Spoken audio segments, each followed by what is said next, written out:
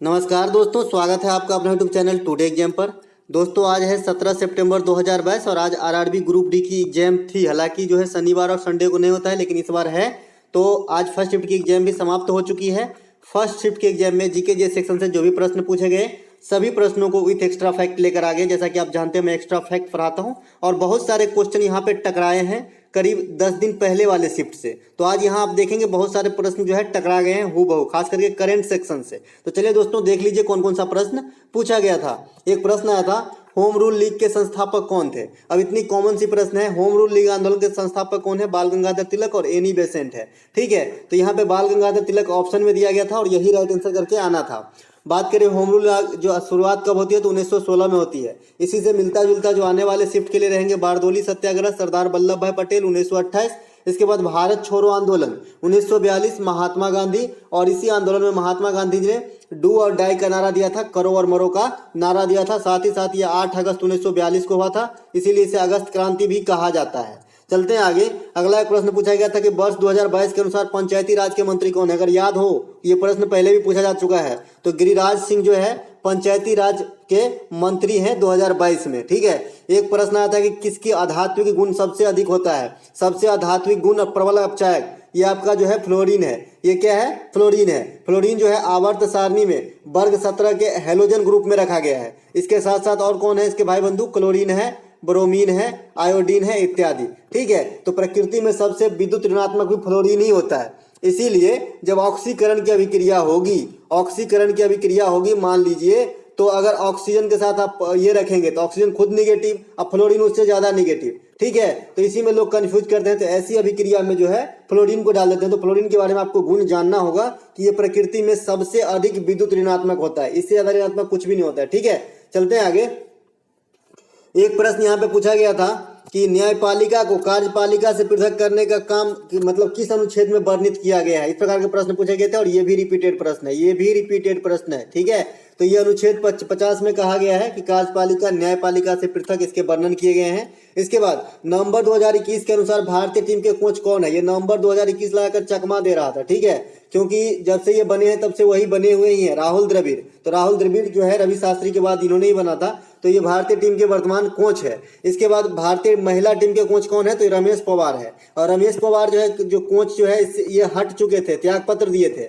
लेकिन जब ये हटे थे ना तो महिला टीम वाला जो है ना, महिला का टीम वो काफी इसका रेटिंग गिरने लगा था, काफी मतलब मैच में हार वगैरह होने लगे थे। तो पुनः जो है इसे नियुक्त कर लिया गया है रमेश पवार को। ठीक है, बीसीसीआई के अध्यक्ष कौन है, तो सौरव गांगुली है। और आईसीसी के अध्यक्ष कौन है, तो ग्रेग बर्कले है, जो न्यूजीलैंड के क्रिकेटर हैं। ठीक है, चलते हैं आगे। एक प्रश्न, आज क्रिकेट से 2 प्रश्न पूछे गए। तमिल भाषा को शास्त्रीय भाषा के रूप में कब घोषित किया। सब दिन बताता हूँ, इसमें लिख के। ठीक है, जब भी भाषा का जिक्र आया 6 बताता हूँ, और ये भी रिपीट किया गया है। तो 2004 में किए गए हैं। वहीं पर संस्कृत कहाँ गया, इधर गया, ये 2005 में किए गए हैं। ओडिसी कहाँ गया, ये 2014 में किए गए हैं, लेटेस्ट वाले। इसके बाद कौन कौन से शास्त्रीय भाषा है, तमिलनाडु का, तेलुगु आंध्र प्रदेश और तेलंगाना का, मलयालम केरल का, कन्नड़ कर्नाटक का। संस्कृत भारत की है प्राचीन भाषा, लेकिन किसी खास एरिया की नहीं। ओडिसी जो है आपका ओडिशा का है। साथ ही साथ ओडिसी शास्त्रीय नृत्य भी है, बार बार कल से बोलता आ रहा हूँ, छपेगा। ठीक है, एक प्रश्न यहाँ पे राष्ट्रीय भाषा का मुख्यालय कहाँ है, तो ये मैसूर में। प्रश्न नहीं, एक्स्ट्रा फैक्ट है। अनुच्छेद 343 में कहा गया है कि हमारे देश की भाषा क्या होगी, हिंदी। और लिपि कैसी होगी, देवनागरी।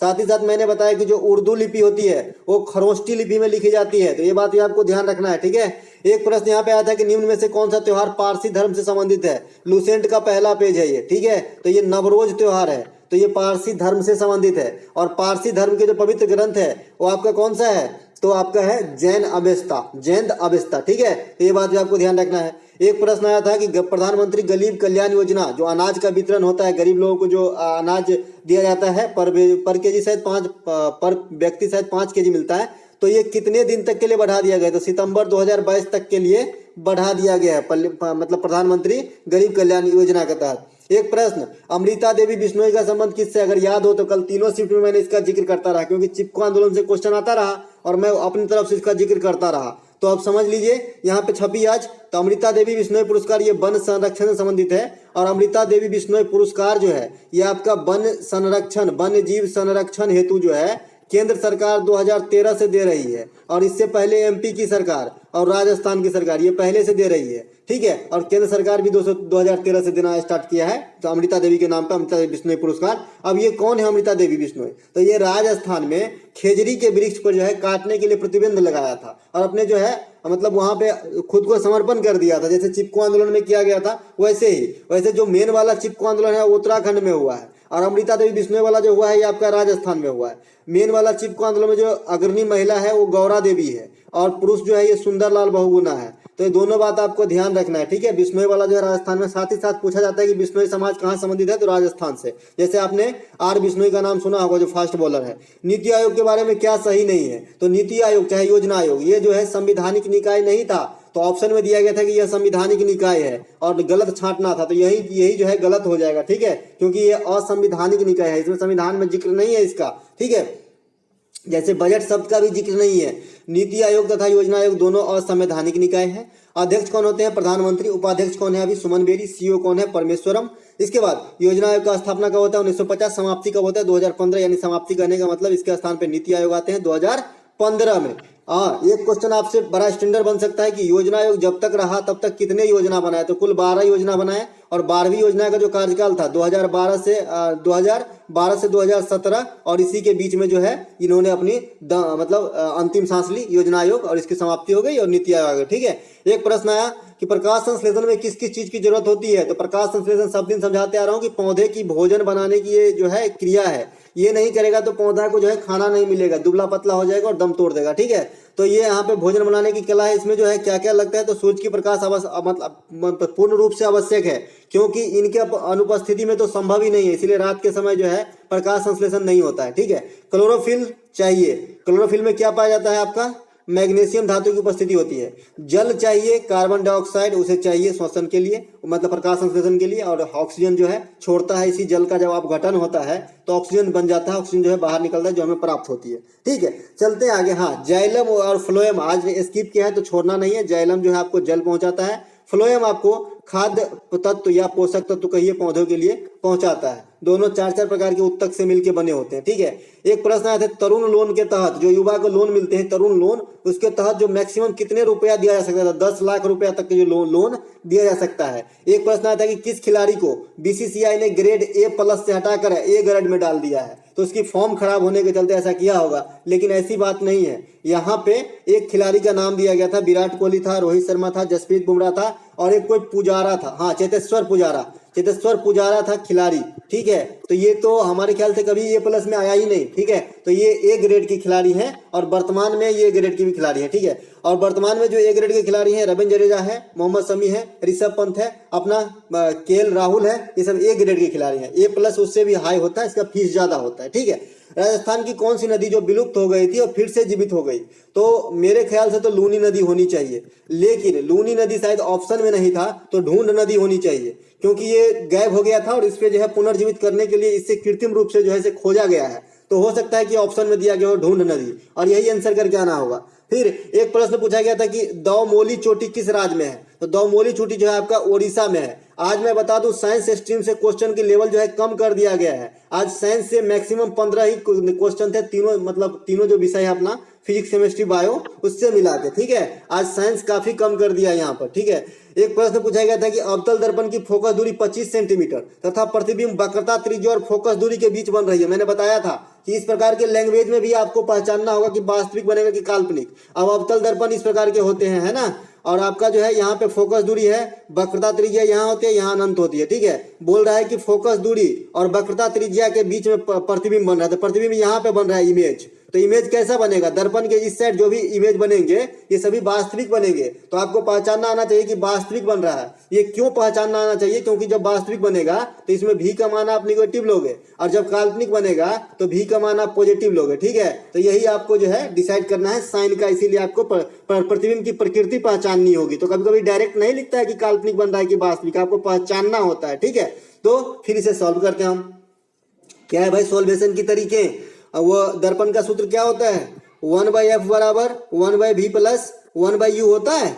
और आपको अवतल दर्पण में क्या क्या लेने के लिए बोले हैं? अवतल दर्पण में आपको जो है फोकस दूरी निगेटिव लेना है, वस्तु की दूरी कोई भी दर्पण कोई भी लेंस निगेटिव लेना है, और अभी जो है प्रतिबिंब आपका वास्तविक बन रहा है, तो प्रतिबिंब भी आपका जो है प्रतिबिंब की दूरी ये भी निगेटिव लेना है। अभी आपको इसमें तीनों निगेटिव लेना है, ठीक है। तो आपको क्या क्या दिया है, फोकस दूरी दिया है, तो 1/25 माइनस के, ठीक है, बराबर 1/v, भी का मान तो अपने को निकालना ही है, प्रतिबिंब की दूरी चाहिए ना, हाँ भी का मान निकालना है, तो माइनस में मान लीजिए भी का भी ही रखते हैं, यही निकालना है मुझे, और फिर बीच में प्लस, और वस्तु की दूरी निगेटिव हो जाएगा कितना 40 माइनस के, तो ये प्लस और ये तो माइनस हो जाएगा, मैं यहाँ से माइनस हटा देता हूँ, ये बीच में माइनस आ जाएगा, प्लस माइनस गुना होगा तो माइनस होगा ना भाई, तो माइनस कॉमन लेता हूँ तो 1/25 हो जाएगा इधर, और ये माइनस कॉमन ले लेंगे तो 1/v प्लस 1/40 हो जाएगा फिर से, तो 1/25 में से 1/40 आके घट जाएगा, तो 25 और 40 का एलसीएम कितना होता है, 25 और 40 का एलसीएम होगा 5 8, आपको ले लेंगे फिर 5, है ना, तो 5 25 अच्छे 200 होगा, है ना, तो 200 में 8 और 4 5 तो 3/200 होगा, तो 200 जो है 3 हो जाएगा भी का मान, 200/3 हो जाएगा आपका भी का मान 66 पूर्णांक, है ना, 2/3 हो जाएगा, ये आपका जो है भी का मान हो जाएगा। आई होप आपको समझ में आया होगा ये साइन वाला फॉर्मूला, ठीक है। एक कुछ लड़की एक दो हमको लग रहा है कि कमेंट किए हैं कि हो सके तो न्यूमेरिकल पे कुछ वीडियो बना दीजिए, तो मैं देखता हूँ फुर्सत मिलता है तो जो भी न्यूमेरिकल ट्रेंड में है उसको मैं ट्रिक बता दूंगा बनाने का, और एक एक प्रश्न भी रख लूंगा, ठीक है। तो आप लोगों को कोई दिक्कत नहीं होगी एग्जाम के अंदर, क्योंकि 2-4 नंबर फिक्स है, न्यूमेरिकल आ रहे हैं, आपको करके जाना है। ओम का नियम भी आया था लेकिन बच्चे ने क्वेश्चन सही से नहीं बता पाया। ओम का नियम क्या है, भी बराबर आई आर, इसी पे आपको याद रखना है ना, पी बराबर क्या याद रखना है, भी आई, ठीक है, आपको ये भी याद रखना है, ठीक है, क्योंकि शक्ति बराबर हो जाता है आपका भी आई। अब भी का मान आप कहाँ से निकालेंगे, ओम का नियम जानेंगे तब ना, तो सब एक दूसरे से रिलेटेड है, ठीक है। साथ ही साथ श्रेणी क्रम में और समांतर क्रम में प्रतिरोध निकालना नहीं भूलिएगा। श्रेणी क्रम में R1 R2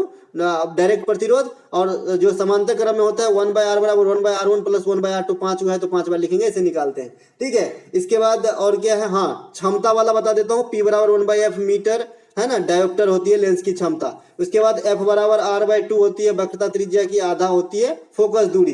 तो इतनी बात आपको याद रखना, और कल मैंने समझा ही दिया था अवतल दर्पण की प्रकृति प्रतिबिंब बनने की, क्योंकि यहाँ से क्वेश्चन काफी आ रहे हैं। मान लीजिए ये आपका पोल है 1 नंबर, उसके बाद आपका ये मान लीजिए ये आपका फोकस दूरी है, इसके बाद मान लीजिए ये आपका वक्रता त्रिज्या है, इसके बाद ये मान लीजिए आप अनंत है, ठीक है। तो जब अनंत पे प्रतिबिंब को रखोगे ना, जब अनंत पे प्रतिबिंब को रखोगे, यहाँ मान लीजिए इसके बीच में एक और डाल देते हैं, तो 6 होना चाहिए, 1 2 3 4 5 6 कंडीशन बनते हैं। जब मान लीजिए कि अनंत पे आपका प्रतिबिंब वस्तु है, अनंत पे इस पे है, तो आपका प्रतिबिंब कहाँ बनेगा, पोल और फोकस दूरी के बीच में, यहाँ बनेगा 1 नंबर पे, ठीक है। जब मान लीजिए कि आपका जो है अनंत और ये आपका सी, ये इनके बीच में है, मान लीजिए ये 2 नंबर लिखे यहाँ है, तो आपका फोकस दूरी और सी के बीच में बन जाएगा प्रतिबिंब। और जब मान लीजिए कि वक्रता त्रिज्या पे है, यहीं पे है प्रतिबिंब आपका 3 नंबर, तो इसीलिए वक्रता त्रिज्या पे बनता है, याद करना बड़ा सिंपल है जी, तो 3 नंबर पे बनता है। और मान लीजिए कि यहाँ ये चौथा बिंदु, पेन की तरफ देखिए, यहाँ मान लीजिए कि आपका इमेज है, तो इससे एक और खसकेगा इधर,